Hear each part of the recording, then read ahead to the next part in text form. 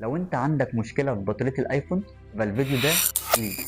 دلوقتي اغلبية مستخدمين ابل بيواجههم مشاكل كتير جدا مع البطارية، عشان كده انا في الفيديو ده هشرح لك امتى تغير بطارية وامتى ما تغيرش بطارية، عشان ما تروحش لاي حد يقول لك ايه ده انت محتاج تغير بطارية ويضحك عليك ويغير لك بطارية وانت مش محتاج تغير بطارية.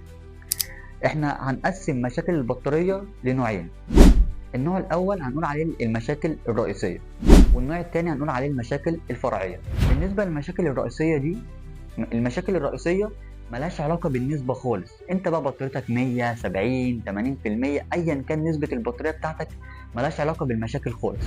بيكلمنا مثلا عميل يقول لي مساء الخير، انا قمت مرة واحدة لقيت الشاشة بتاعة الموبايل رافعة من مكان، انت عندك البطارية اتنفخت، فبالتالي كان فيها خلل فاتنفخت.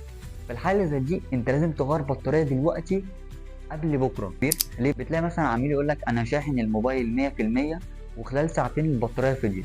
او دي كلها مشاكل لازم تغير فيها البطاريه. هنتكلم بقى عن المشاكل الفرعيه.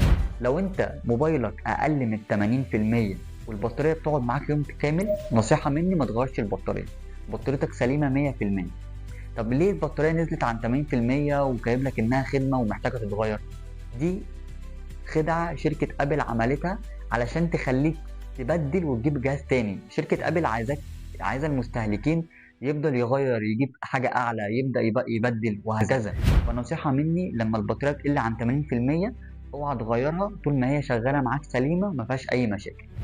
لو حبيت تستفسر عن أي حاجة تخص البطارية تقدر تتواصل معانا وهنرد عليك في أسرع وقت. وحابين نبلغك لو أنت غيرت عندنا البطارية هتاخد عليها خصم 40% وضمان 6 شهور، وهنجيلك المهندس لحد باب البيت.